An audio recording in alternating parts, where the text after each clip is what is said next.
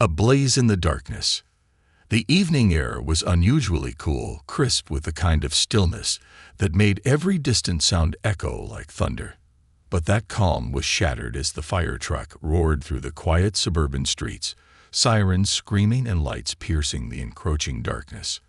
Inside the cab, the team of firefighters were a picture of focus, their eyes locked ahead, hearts pounding with the urgency of the call. The dispatch had been chillingly clear: a residential house fire in one of the older neighborhoods potentially occupied. Captain Ray Lawrence, a seasoned firefighter with decades of experience, sat in the front passenger seat, his hand gripping the armrest tightly. He had led countless responses to fires, but the gravity of a potential family trap never failed to weigh on him. "Do you see that smoke?" muttered Sam, the youngest firefighter of the crew, his voice a mixture of awe and dread as he stared out the windshield. A plume of black smoke twisted against the evening sky like a living entity, ominous and unrelenting. Ray nodded grimly. "That's no small fire. Everyone, get ready. This one's serious." In the driver's seat, Eli gripped the wheel tighter, his knuckles white. "We're less than 2 minutes out. Let's hope whoever's inside is still okay." The rest of the crew, seated in the back, adjusted their gear in silence, the weight of the situation reflected in their solemn faces. Firefighting wasn't just about strength or skill. It was about timing. Every second mattered, and they all knew it. As the truck rounded the final bend, the faint smell of burning wood seeped into the cab. It was a cruel reminder of the inferno they were racing to contain. But then, something unexpected disrupted their focus. A flash of red and blue lights appeared in the side mirror. "What the hell is that?" Sam asked, his brows furrowing. "A cop car," Eli said, glancing in the rearview mirror. His voice held a note of disbelief.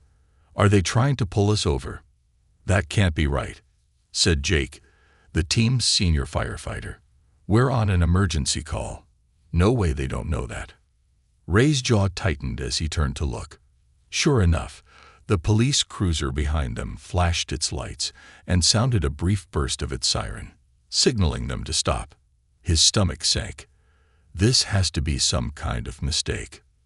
"Do we ignore it?" Eli asked, his foot hesitating on the gas pedal. Ray shook his head, though his frustration was palpable. "We can't. Protocol's protocol. Pull over quickly. We'll sort this out fast." The fire truck slowed, pulling to the side of the narrow street as the police cruiser came to a halt behind them. Every second that ticked by felt like an eternity, and the firefighters exchanged glances, their unease mounting. The police officer, a burly man with a stern expression, approached the driver's side window. His uniform was pristine, his badge gleaming in the flashing lights. Without waiting for an explanation, he barked, "License and registration for the vehicle." Ray leaned forward, his voice calm but firm. "Officer, we're responding to an emergency call about a house fire. Lives are at risk. We don't have time for this." The officer's face hardened. "You were speeding. Reckless endangerment doesn't get a pass, even if you're firefighters." Eli, still gripping the wheel, muttered under his breath, "Reckless endangerment. We're trying to save lives, not endanger them." Ray held up a hand, silencing him. "Officer, I understand your concern, but we're authorized to exceed speed limits during emergency responses. The situation is urgent. Please, let us proceed." But the officer wasn't budging. "Protocol or not, I'm the law on this road. Step out of the vehicle, all of you." The firefighters bristled at the demand. Jake, who rarely lost his temper, snapped, "This is ridiculous. There's a house burning down while we're stuck here arguing." Ray felt his patience fray, but he forced himself to stay composed. "We're losing valuable time, officer. If there are people inside that house, their survival depends on us getting there immediately." "Enough," the officer growled. His hand rested on the radio at his shoulder. "Refusal to comply will result in backup being called." The crew exchanged incredulous glances. Backup? For a fire truck on its way to a rescue? Before Ray could respond, another voice cut through the tension. From the back seat of the truck, Sam had had enough. "This is insane. People could be dying right now." Sam opened the door, stepping out onto the pavement. But the moment his boots hit the ground, the officer moved with startling speed, grabbing Sam's arm and shoving him face first onto the hood of the fire truck. "You're resisting an officer," the policeman barked, pinning Sam in place. "Hey," Eli shouted, jumping out of the cab. Ray was already moving, his anger barely contained as he raised his voice. "Let him go. He's not resisting anything. He's just trying to do his job." A tense standoff unfolded as the officer called for backup. Within minutes, 2 more squad cars arrived, their flashing lights adding to the chaotic scene. Neighbors began stepping out of their homes, their faces filled with confusion and concern as they watched firefighters and police locked in a surreal stalemate. The delay stretched on, the firefighters helpless as the precious seconds slipped away. And all the while, the smoke on the horizon grew darker, thicker, a silent reminder of the lives hanging in the balance. The turning point came when the crowd began to voice their outrage. "Why are you stopping them?" An older woman shouted. "There's a fire burning somewhere." Another bystander pulled out their phone, recording the scene. "This is unbelievable," they muttered, shaking their head. "These firefighters should be saving lives, not dealing with this nonsense." The tension reached a breaking point when a call crackled over the officer's radio. It was the voice of the fire department chief, a man whose tone carried a weight of authority and fury. "This is Chief Anders. I want to know why I'm hearing reports of my firefighters being detained on their way to an active scene." The officer hesitated, his face paling as he answered. "Sir, they were speeding." "Speeding?" Anders roared. "That house they're heading to is my house, officer. My family is inside. If you don't release them this instant, I'll make sure you're the one answering for this delay." A shocked silence followed.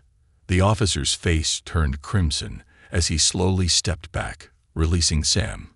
He mumbled something about misunderstanding, but the damage was already done. Ray didn't waste another second. "Get back in the truck," he ordered, his voice sharp.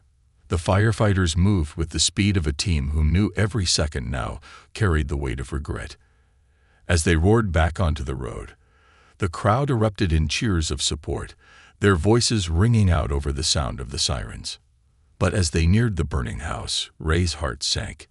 The flames had spread faster than he'd feared, and the structure was already on the brink of collapse. "Let's move, people," he barked. "We've got lives to save." As they prepared to charge into the inferno, Ray couldn't shake the bitter thought. Would they have been on time if not for the delay? The answer would haunt him long after the fire was out. Into the inferno. The fire truck screeched to a halt in front of the burning house, the tires kicking up gravel as the crew sprang into action.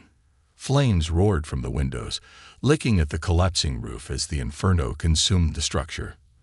The fire's unrelenting heat radiated outward, making the firefighters feel like they were already inside his grip. Captain Ray Lawrence stepped out first, his boots crunching against the pavement, his gaze quickly assessing the dire scene before him. "Let's go. We're already behind," Ray shouted, urgency lacing his voice as his team scrambled into formation. The house, an old 2-story colonial, was almost entirely engulfed. The roof was sagging, the windows shattered, and smoke poured from every possible exit. Neighbors had gathered at a safe distance, their faces a mixture of fear and helplessness. The sirens of the fire truck had drawn them out of their homes, and now they watched, holding their breath, hoping that someone inside might still have a chance. "Chief Anders said his family's in there," Eli reminded, his voice tight as he helped Sam connect the hoses to the hydrant. "A wife and 2 kids, 2nd floor."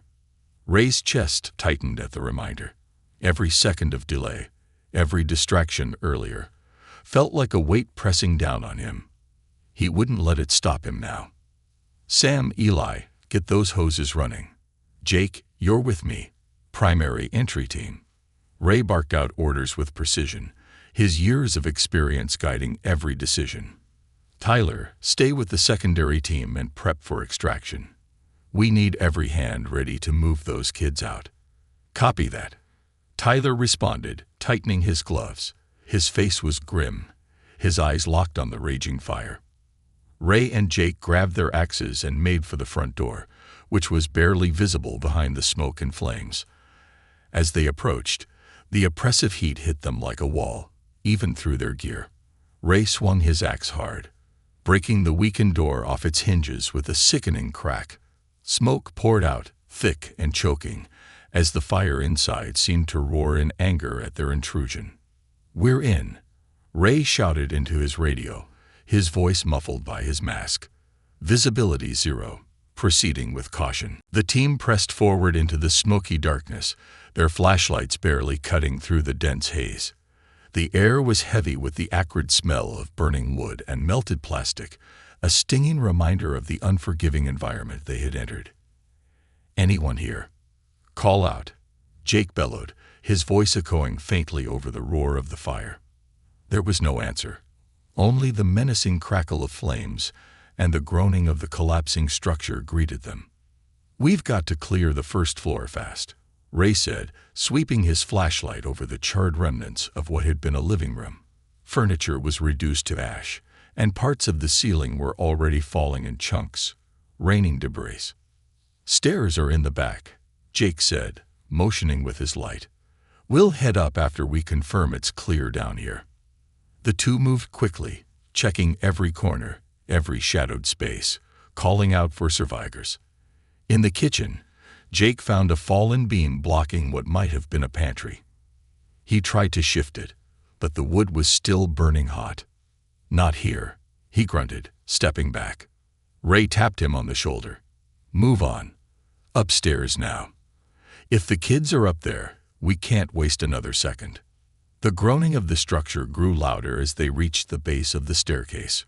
Ray shone his light up the steps, his stomach knotting at the sight of flames licking along the railing and creeping toward the upper landing. "This thing's going to give soon," Jake said, his tone edged with worry. Ray nodded. "We don't have a choice. Watch your footing. One step at a time."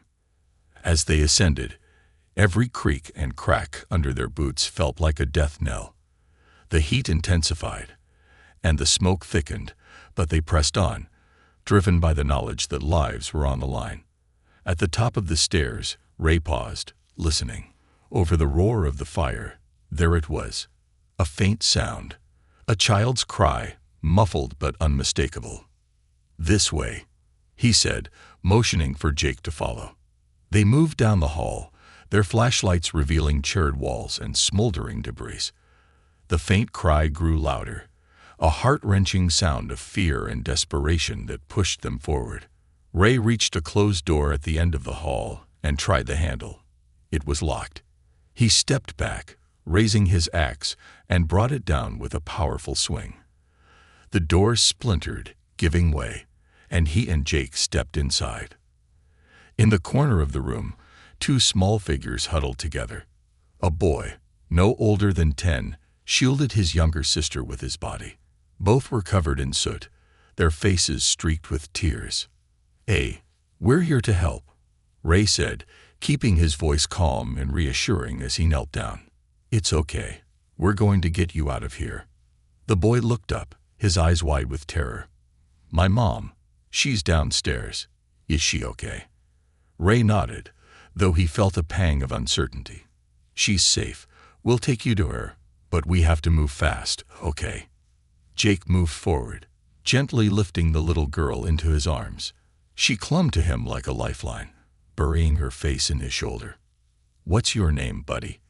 Ray asked the boy, who was shaking but still holding on to his courage. "Even," he said, his voice trembling. "All right, Even. Hold on to me, and I'll get you out of here," Ray said, scooping him up. "You're doing great." As they turned to leave, the building groaned ominously, a sound that sent a chill down their spines. The hallway behind them was now fully ablaze, and parts of the ceiling were starting to collapse. "We're out of time," Jake shouted. Ray nodded, gripping Evan tightly. "Move." They retraced their steps as quickly as they dared, navigating through the crumbling structure. At the top of the stairs, the flames had spread, making the descent treacherous. Jake went first, holding the little girl close, shielding her from the falling debris. Ray followed, every step deliberate as he shielded Evan from the intense heat. The staircase groaned under their combined weight, and with one final crack, it began to collapse just as they reached the bottom. "Go, go, go," Ray shouted, pushing Jake toward the front door. The team outside had already prepared for their exit. Eli and Tyler were waiting with the hoses, creating a path through the flames as Ray and Jake emerged, coughing and drenched in sweat but triumphant. "They're out," Tyler shouted, rushing forward to help. The children were quickly handed over to paramedics, who checked them for injuries and began administering oxygen. Chief Anders, who had arrived on the scene moments earlier, was at their side in an instant. His face was etched with fear and relief as he knelt down, embracing his children. "Thank you," he whispered, his voice breaking as he looked up at Ray and Jake. "You saved them." Ray nodded, but the weight of the earlier delay hung heavy on his shoulders. They had made it, barely, but the fire had taken its toll. The house was beyond saving, and the risk to the team had been far greater than it should have been. As Ray turned back toward the burning structure, he knew the night was far from over. The flames still raged, and there was more work to be done. But in his heart, he couldn't shake the thought. What if they'd been just 1 minute later? The answer was a nightmare he couldn't afford to dwell on. Not now. Not while the fire still demanded their attention. "Let's finish this," Ray said, his voice steady despite the storm inside him.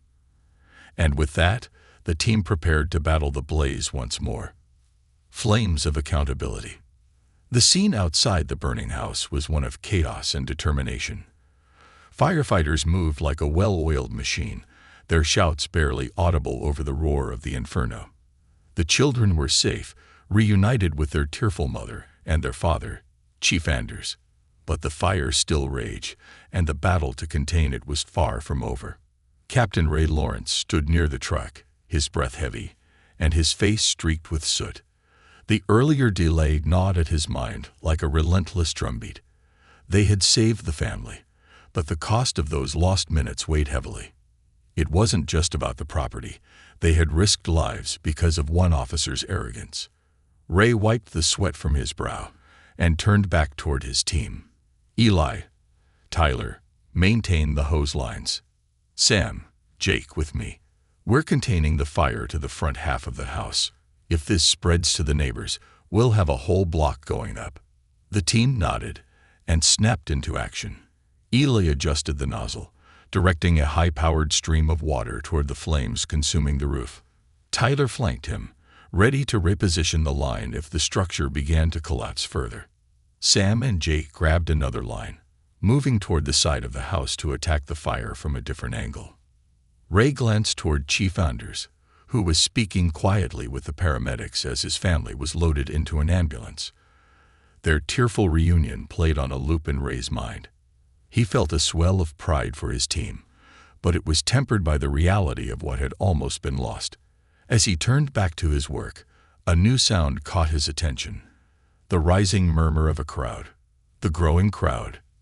Neighbors had gathered in greater numbers now, their voices growing louder as they shared their disbelief and outrage over the earlier events. Word of the police interference had spread quickly, thanks to the phones capturing every moment of the confrontation. Why would they stop firefighters on their way to a fire? An elderly man muttered, shaking his head. "It doesn't make any sense." A young woman, still holding her phone aloft to record, chimed in. "They nearly cost that family their lives. What kind of power trip is that?" The tension among the onlookers was palpable. Many stared at the flashing lights of the police cars still parked nearby, their glares heavy with contempt. Officers Macklin, Nolan, and Graves stood awkwardly to the side, their earlier bravado replaced with unease as they realized the crowd's anger was directed squarely at them. One voice rose above the others, sharp and furious. We trusted you to protect this community, not put people's lives in danger." A middle-aged man stepped forward, pointing directly at Macklin. "What kind of officer stops firefighters? Do you even understand what you've done?" Macklin's jaw clenched, but he said nothing. Nolan and Graves exchanged uncomfortable glances, shifting their weight from one foot to the other. The murmurs of the crowd grew louder, threatening to erupt into something far more volatile. Inside the blaze. Meanwhile, inside the burning structure, Ray, Sam, and Jake worked tirelessly to bring the fire under control. The interior was a hellscape of flames and smoke, every step forward a battle against the elements. The heat was so intense that it felt as though it was seeping through their protective gear, wrapping around them like a suffocating blanket. "Ray, this section's about to collapse," Jake called out, pointing to the sagging ceiling above them. "We need to pull back." Ray nodded, his flashlight cutting through the smoky haze. "Clear out and regroup outside. We'll hit it from the front once the roof goes." As they retreated, a section of the ceiling gave way with a deafening crash, sending embers and debris scattering around them. Sam coughed as he shielded his face, his voice muffled but determined. "This thing's a ticking time bomb, Captain." "I know," Ray said, his voice steady despite the chaos. "But we're not letting it spread. Once this roof comes down, it'll be contained. Let's move." Outside, the team regrouped, the intensity of the fire driving them to work with renewed urgency. Eli and Tyler adjusted the hose lines, sending powerful jets of water into the heart of the blaze. The hissing and crackling of the flames began to subside, though the fire was far from defeated. Ray's radio crackled to life. "Captain, this is Chief Anders. What's the status?" Ray glanced at the collapsing structure, his mind racing. "The family's safe, Chief. We're containing the fire now, but the house is a total loss. We've stopped it from spreading to the neighbors, though." There was a pause before Anders replied, his voice filled with gratitude. "Thank you, Captain. You and your team did incredible work tonight." Ray didn't respond immediately. Instead, he looked back at the burning house, his jaw tightening. "We'll debrief after. For now, we've got this." The turning tide. As the firefighters continued their work, the situation with the crowd reached a boiling point. Chief Anders, now freed from the paramedics, stepped into the fray. His presence alone commanded attention, and the murmurs quieted as he raised his hand. "Enough," he said, his voice firm but calm. "Let's not turn this into something worse. I understand your frustration, but we need to let the firefighters finish their job." A woman in the crowd spoke up, her voice trembling with emotion. "Chief, they almost didn't make it because of your officers. How do you explain that?" Anders' expression darkened, his jaw tightening. "I'm not here to defend what happened tonight. I've already launched an investigation into this incident, and I promise you there will be accountability." Macklin stepped forward, his face pale. "Chief, I was just following." Anders cut him off sharply. "You were just following your ego, Officer Macklin. That's not what we're here to do. This isn't about power or authority. It's about protecting lives. And tonight, you failed." The crowd murmured in approval, their anger beginning to give way to a sense of vindication. Macklin's face turned red, but he said nothing, unable to meet the chief's piercing gaze. Anders turned back to the crowd, his tone resolute. "This community deserves better, and I'll make sure it gets better. What happened tonight won't go unanswered." The crowd began to disperse, though their voices carried the weight of their lingering frustration. Anders watched them go, his shoulders heavy with the burden of what lay ahead. A new resolve. As the final embers of the fire were extinguished and the scene quieted, the firefighters began to pack up their equipment. The house was reduced to a smoldering shell, but the fire was contained. No neighboring homes were lost, and no lives were claimed by the flames. Ray stood near the truck, his team gathering around him. Their faces were streaked with soot, their bodies exhausted, but their spirits remained strong. "You all did good tonight," Ray said, his voice steady despite his own fatigue. "We saved that family, and we stopped this fire from spreading. That's what matters." "But it almost didn't happen," Tyler said, his tone edged with frustration. "Because of them." He nodded toward the police officers still lingering near their cars. Ray placed a hand on Tyler's shoulder. "We can't control everything, but we did what we came to do. That family's alive because of this team. Don't lose sight of that." The team nodded, their unity unshaken despite the night's challenges. As they climbed back into the truck, Ray couldn't help but glance back at the charred remains of the house and the officers standing awkwardly in the distance. He knew the road ahead would be difficult. The incident tonight wasn't just about a fire. It was a symptom of something deeper, something that needed to be addressed.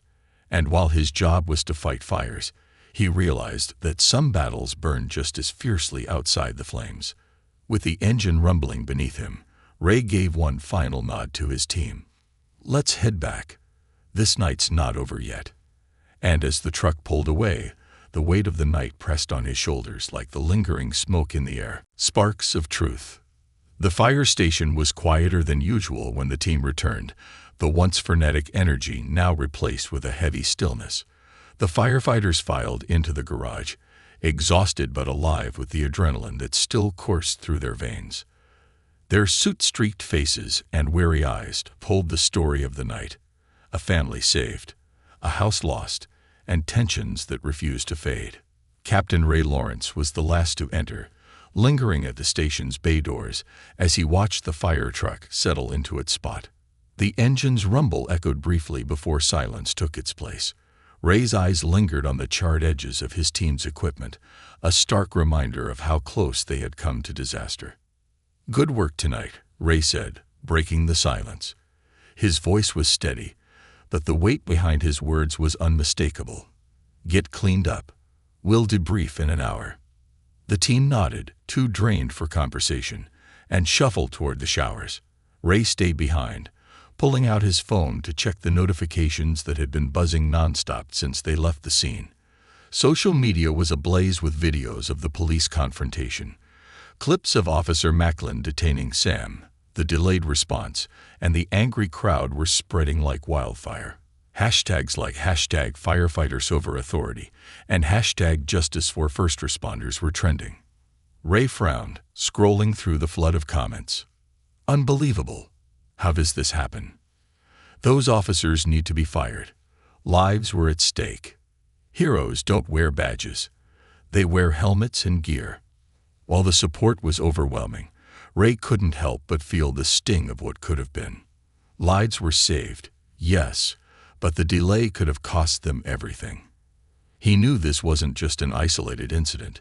It was a symptom of a deeper problem, one that needed to be addressed before it escalated further. Ray sighed and pocketed his phone, making his way to his office. As he sat down, a knock on the door startled him. It was Chief Anders, his face lined with exhaustion but resolute. "Chief," Ray greeted, standing. "Wasn't expecting you so soon." Anders waved him back into his seat.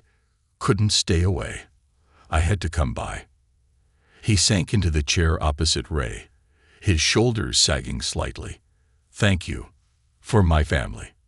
Ray nodded, his expression softening. "We did our job. I'm just glad we got there in time." Anders leaned forward, his elbows on his knees, hands clasped tightly. "Barely in time. And that's on me. My department, my officers, failed you tonight." His voice cracked slightly, a rare show of vulnerability from a man known for his unyielding demeanor. "Macklin's actions could have cost my family their lives. That's something I can't ignore." Ray studied him carefully. "What are you going to do about it?" Anders's gaze hardened. "Accountability. The footage is damning. I've already placed Macklin and the others on administrative leave, pending a full investigation. This isn't just a slap on the wrist. Ray, this is going to change things." The debrief. An hour later, the firefighters gathered in the station's meeting room. They sat around the long table, their exhaustion evident but their attention sharp. Ray stood at the head, his presence commanding as he began the debrief. "We saved lives tonight," he started, his voice carrying the weight of both pride and frustration. "But we also faced obstacles that should never have been there." Sam, sitting toward the end of the table, raised his hand. "Captain, can I just say, what Macklin did wasn't just unprofessional. It was dangerous. I'm still sore from being pinned, but that's nothing compared to the time we lost." The room murmured in agreement, their collective anger simmering just beneath the surface. Eli leaned forward, his brow furrowed. "We've always worked well with the police. What happened tonight? This was different." It felt personal, like he was on some kind of power trip. Ray nodded. "You're right. It wasn't just a bad call. It was an abuse of authority. And while Chief Anders is taking steps to address it, we have to focus on what we can control." He gestured toward the whiteboard behind him, where he had outlined key points. "We're reviewing our protocols for handling delays like this. Next time, if there's a next time, we'll be better prepared."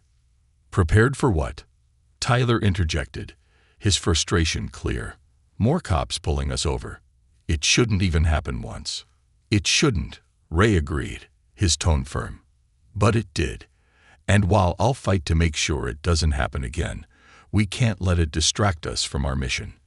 Lives depend on us staying sharp, no matter what's thrown our way." The room fell silent, the gravity of Ray's words settling over them. Despite their anger, they knew he was right. The job came first, even in the face of injustice. Fallout. As the night wore on, the incident continued to dominate local news. Reporters camped outside the precinct, demanding statements from the police department. Meanwhile, the fire station received an outpouring of support from the community. Letters, calls, and social media posts praised the firefighters for their bravery and professionalism under such challenging circumstances. Ray's phone buzzed constantly with messages from other fire chiefs, journalists, and even local politicians. Many wanted to express their gratitude, but others sought his comment on the growing controversy. Ray remained tight-lipped, focusing instead on his team's recovery and preparation for their next call. Chief Anders wasn't as quiet.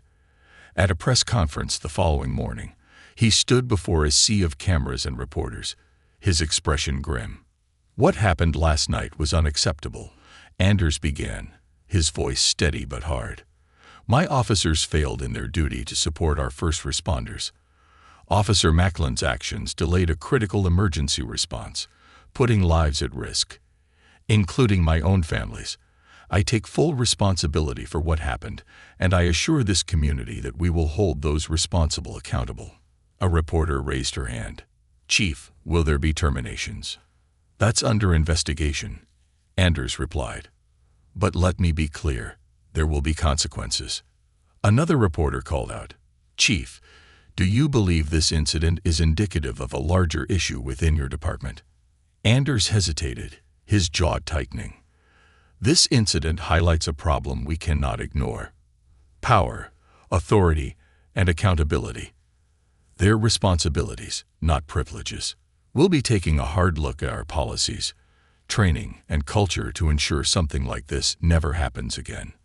Ray watched the press conference from his office, his arms crossed as he leaned against the desk.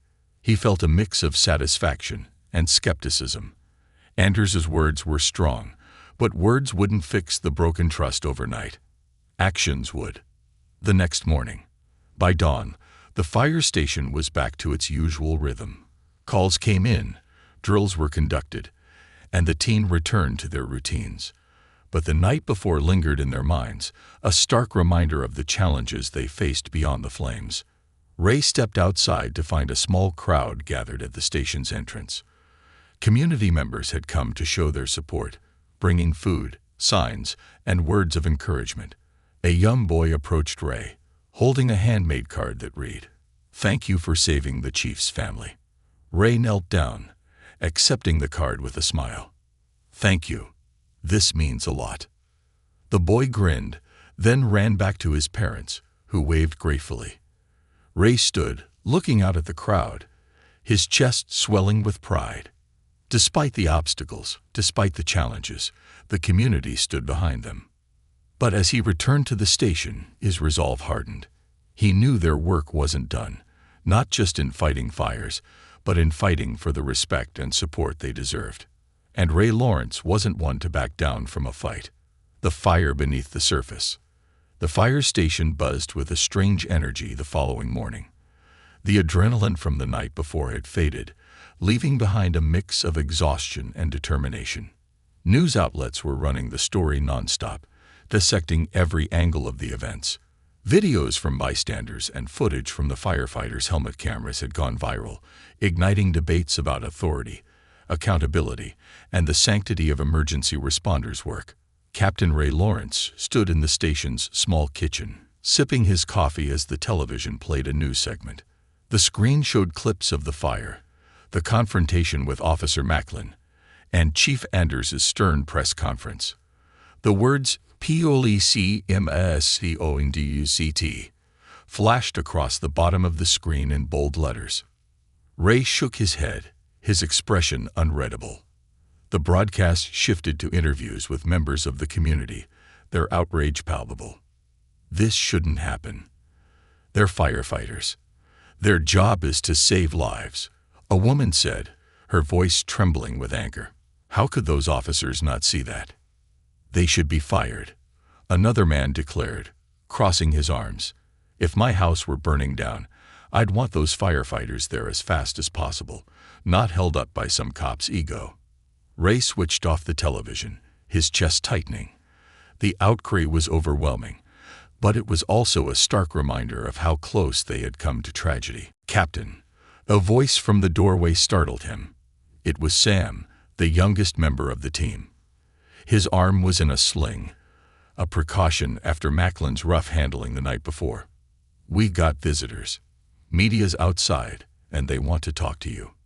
Ray sighed, setting down his coffee. "Of course they do. Let me handle it." He walked out to the station's front entrance, where several reporters had gathered. Cameras flashed as he stepped outside, and microphones were thrust toward him.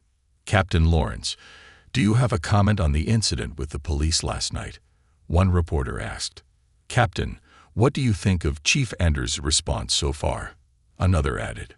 Ray held up his hand, signaling for silence. "First, I want to thank everyone for their support. It means a lot to my team and me. We're here to serve this community, and last night, we were able to do that despite the obstacles we faced. As for the incident, I'll say this. Delays like that cannot happen, not in our line of work. Lives are on the line every second, and we need the full support of all first responders to do our jobs." "Do you feel the officers involved should be terminated?" a reporter pressed. Ray's expression hardened slightly. "That's not for me to decide. What I do know is that accountability is essential. If mistakes were made, they need to be addressed, and changes need to happen to ensure this doesn't happen again. Our focus is on saving lives, and that's what we'll continue to do." The reporter shouted more questions, but Ray waved them off. "That's all I have for now. Thank you." As he stepped back inside, he couldn't help but feel the weight of the day ahead. This wasn't over, not by a long shot. Behind closed doors. Later that afternoon, Ray received a call from Chief Anders. The tone in Anders' voice was serious, his words clipped and to the point. "Ray, I need you to come down to the precinct," Anders said. "We're holding a closed-door meeting with the officers involved and the internal affairs team. I want you there." Ray hesitated. "You're sure? This isn't my usual lane." "I'm sure," Anders replied. "This isn't just about them. It's about the larger issue. Your perspective matters." An hour later, Ray found himself walking into the precinct's conference room. The tension in the air was thick, the kind that made every movement feel heavy. Seated at the long table were Officer Macklin, Officers Nolan and Graves, members of Internal Affairs, and Chief Anders at the head of the table. The officers looked visibly uncomfortable, their postures rigid. "Captain Lawrence." Anders greeted, gesturing for Ray to take a seat. "Thank you for coming." Ray nodded, settling into a chair at the far end of the table. He crossed his arms, his gaze unwavering as he looked at the officers. Macklin avoided his eyes, staring down at his hands. Anders began, his voice firm. "We're here to address what happened last night. Officer Macklin, you detained firefighters responding to an active emergency. I've reviewed the footage, and there's no justification for your actions." Macklin opened his mouth to speak, but Anders held up a hand. "Not yet. Let me finish." He turned to Nolan and Graves. "And you too, while you didn't escalate the situation, you also didn't intervene. You followed orders blindly, even when it was clear those orders were putting lives at risk." Graves shifted uncomfortably. "Chief, we—" "No excuses," Anders interrupted, his tone sharp. "You're seasoned officers. You know better. The people in this community trust us to work together, to protect them. Last night, you betrayed that trust." Macklin finally spoke, his voice defensive. "Chief, I was just trying to enforce the law. They were speeding. They were speeding because they were responding to a house fire." "Macklin." Anders snapped, his voice rising. "My house. My family. And you delayed them. You put my wife and children's lives at risk." The room fell silent, the weight of Anders's words pressing down on everyone present. Macklin's face flushed, but he said nothing more. Ray took a deep breath, deciding it was time to speak. "Chief Anders is right. Last night wasn't just a mistake, it was a failure of judgment. We're all part of the same system, and that system only works if we trust and support each other. My team was out there risking their lives, and they were delayed because someone decided their authority was more important than the emergency at hand." He leaned forward, his voice steady but filled with conviction. "This isn't just about punishment. It's about making sure this never happens again. Training, policies, culture, it all needs to change. If we're going to protect this community, we need to do better, all of us." Anders nodded, his expression thoughtful. "Well said, Captain, and I assure you, changes are coming. Ripples of change." By evening, the news broke that Officer Macklin had been suspended without pay, pending a full review. Officers Nolan and Graves were reassigned to desk duty, and the department announced new joint training sessions with firefighters and paramedics to improve cooperation and understanding between first responders. The community's response was swift and overwhelmingly supportive.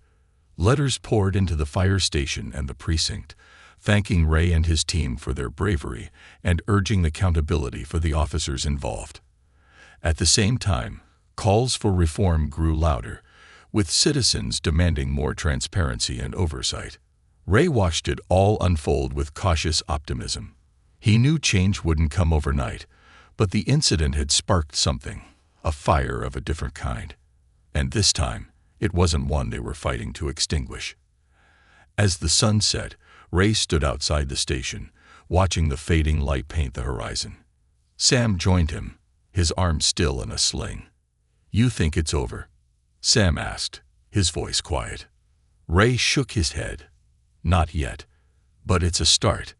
Sam nodded, a small smile tugging at his lips. "We did good, though. That family's alive because of us." Ray placed a hand on Sam's shoulder. "Yeah, we did, and we'll keep doing it, no matter what." As they stood there, the world kept moving. A world where fires burned, both literal and metaphorical, and where people like Ray and his team would continue to fight them, one flame at a time. The spark of resolution. The aftermath of the events surrounding the fire had left ripples across the city. The community's trust had been shaken, but the outpouring of support for the firefighters was unwavering. In the days following the incident, the firehouse became a beacon for concerned citizens, journalists, and even local officials seeking to show their gratitude. However, amidst the gratitude, there was still a cloud of unresolved tension. Justice and reform had been promised, but promises alone weren't enough. Captain Ray Lawrence sat at his desk, reviewing reports of the fire and the detailed accounts of the delay. The paperwork was exhaustive, but he pushed through, determined to document every moment with precision. His phone buzzed for the third time in an hour, pulling him from his thoughts. It was Chief Anders. Ray hesitated before answering. Their recent interactions had been professional but emotionally charged. Anders had shown a willingness to confront the failures of his department, but Ray wasn't sure how far that willingness would stretch. "Chief," Ray said as he answered. "Ray," Anders replied, his tone steady but with an undercurrent of urgency. "I need you to meet me at City Hall. The mayor's called a meeting to address the incident, and they want you there." Ray exhaled slowly, pinching the bridge of his nose. "This about accountability or damage control?" "Both," Anders admitted. "But I think it's an opportunity for something more. Be there at 3 p.m. The meeting at City Hall." City Hall was bustling with activity when Ray arrived. Reporters hovered near the entrance, their cameras flashing as he stepped inside. He ignored their questions, focusing instead on the task at hand. Inside, a conference room buzzed with conversation. The mayor, Chief Anders, and several city officials were seated around a large table. A few community leaders and legal advisors were also present, their expressions serious. "Captain Lawrence," the mayor said, standing to greet him. She was a sharp-eyed woman with a commanding presence. "Thank you for coming." Ray shook her hand, nodding politely. "Thank you for inviting me, Mayor." "Please, take a seat," she said, gesturing to a chair near Anders. As Ray settled in, the mayor began. "We're here today to address the systemic issues that the recent incident has brought to light. The video footage and public reaction make it clear that this is more than just a one-time mistake. This is a moment for reflection and action." Anders leaned forward, his hands clasped on the table. Captain Lawrence and his team exemplify professionalism under extreme circumstances. What they endured was unacceptable. I've already taken steps within my department to hold those responsible accountable, but I recognize that we need to go further. Ray glanced at Anders, noting the sincerity in his voice. It was a start, but Ray wanted more than words. The mayor continued. "We've drafted a preliminary plan to address the gaps in coordination between first responders. This includes mandatory joint training sessions, revised protocols for emergency situations, and an independent oversight committee to handle disputes or misconduct." Ray raised an eyebrow. "An oversight committee? How independent are we talking?" The mayor met his gaze. "Fully independent. No ties to the police or fire departments. Their sole purpose will be to ensure that incidents like this are thoroughly investigated and resolved fairly." Ray nodded slowly. "It's a good start, but training and oversight aren't enough. What about accountability for what already happened? The community's watching, and they're not going to settle for vague promises." Anders sighed, his expression troubled. "Macklin's suspension will likely lead to termination.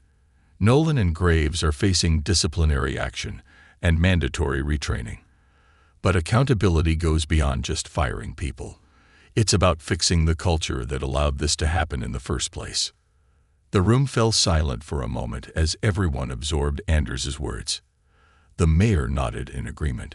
"Captain Lawrence, you've seen firsthand the consequences of this failure. What do you think is the most pressing issue to address?" Ray leaned forward, his voice steady and firm. "It's trust. My team shouldn't have to fight battles on two fronts, one against the fire and another against the very people who are supposed to support us. If we're going to fix this, it's not just about policies or training. It's about rebuilding that trust from the ground up. A community in action."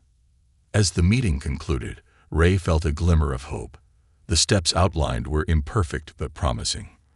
The mayor and Anders had committed to tangible changes, and Ray intended to hold them to their word. But he also knew that change wouldn't come from the top down alone. It had to involve the community.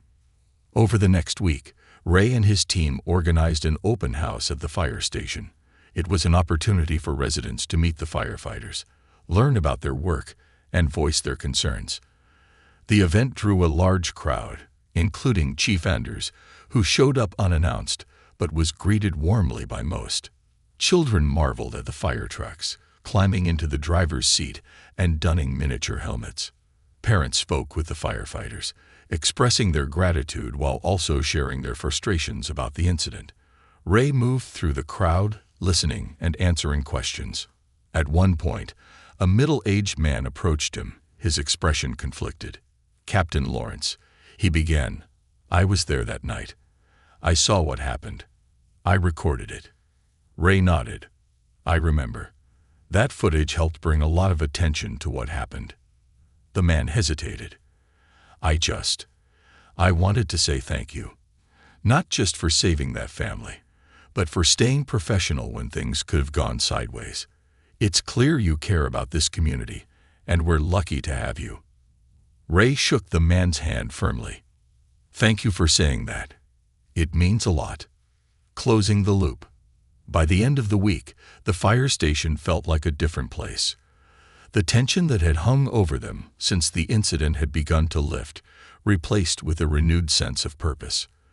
The team was closer than ever, their bond strengthened by the challenges they had faced together. Chief Anders stopped by unannounced one evening, catching Ray as he finished his shift. "Captain," Anders said, his tone lighter than usual, "I wanted to thank you for everything. You've been a voice of reason through all this, and it's made a difference." Ray nodded. "I appreciate that, Chief, but we're not done yet." Anders smiled faintly. "No, we're not, but I think we're on the right track." As Anders left, Ray sat back at his desk, staring at the framed photo of his team on the wall. The events of the past weeks had tested them all in ways they hadn't expected, but they had come through stronger. Ray knew the fight wasn't over. There would always be fires to put out, both literal and metaphorical.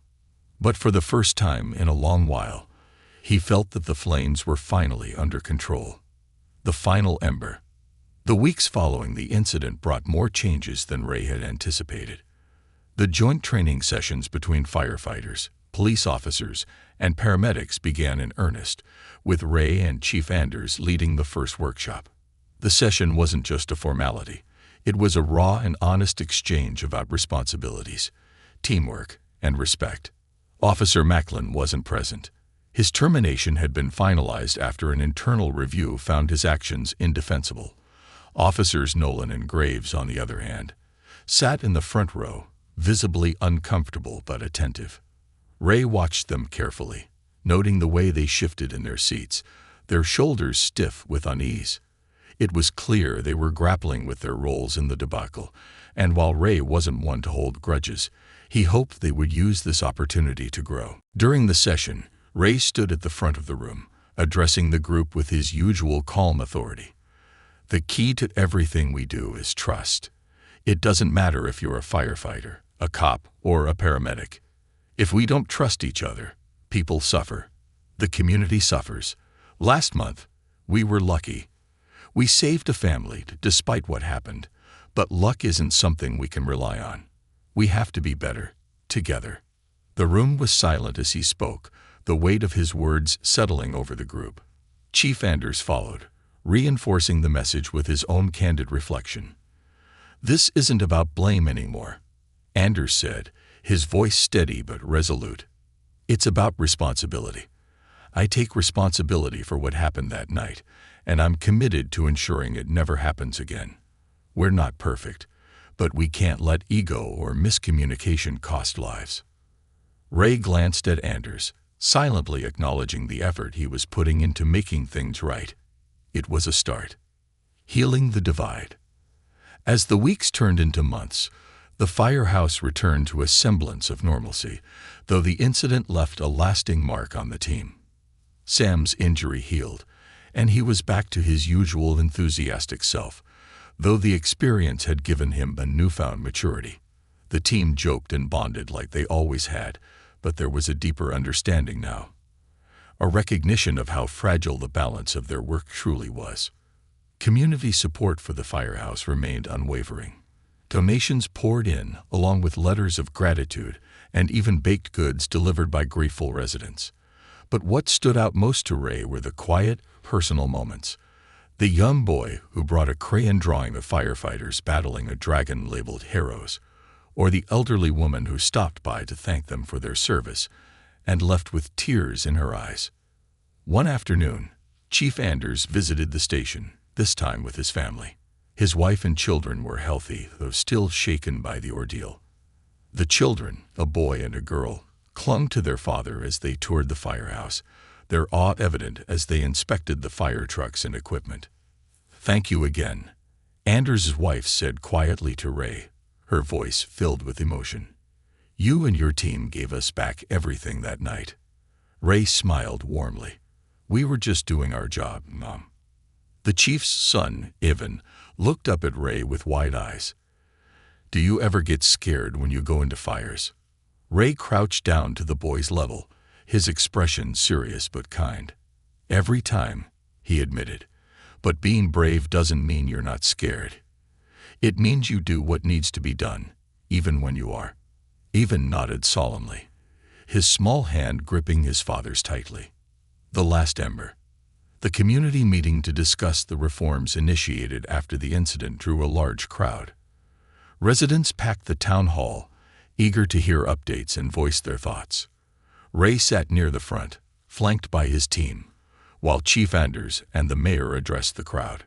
The mayor outlined the changes: the establishment of the Independent Oversight Committee, the revamped training protocols, and new communication systems to ensure better coordination between departments.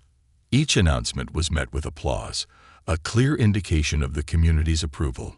When Anders took the podium, he didn't shy away from the gravity of the situation. What happened that night was a failure, and it should never have happened. But failures teach us, and they push us to be better. I'm proud to say we're taking real steps to rebuild trust, not just between our departments, but with all of you.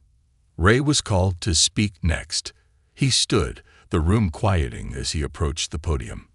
"I've been a firefighter for over 20 years, Ray began, his voice steady. "In that time, I've seen fires that destroy everything in their path.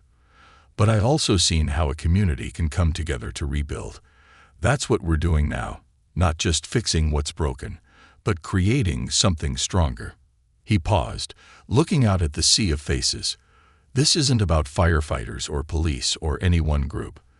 It's about all of us working together to protect this community. That's the kind of fire we should all fight for." The room erupted in applause, a standing ovation that made Ray's chest swell with a mix of pride and humility. A new chapter.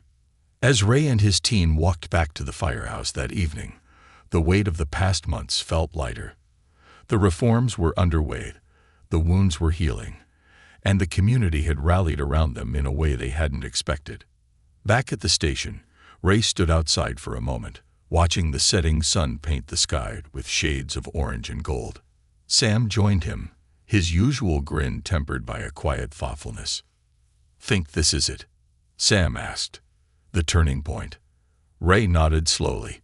"Feels like it, but there's always work to do." Sam chuckled. "You're never satisfied, are you, Captain?" Ray smiled, clapping him on the shoulder. "Not when it comes to making things better." As the sun dipped below the horizon, the firehouse lights flickered on, a steady beacon in the growing darkness. For Ray and his team, the night ahead was unpredictable. There would always be fires to fight, challenges to face, but for the first time in a long while, they felt truly ready. Together, they stood as a testament to resilience, unity, and the unshakable commitment to protect and serve. And as Ray looked out at the city they called home, he knew one thing for certain: this was only the beginning.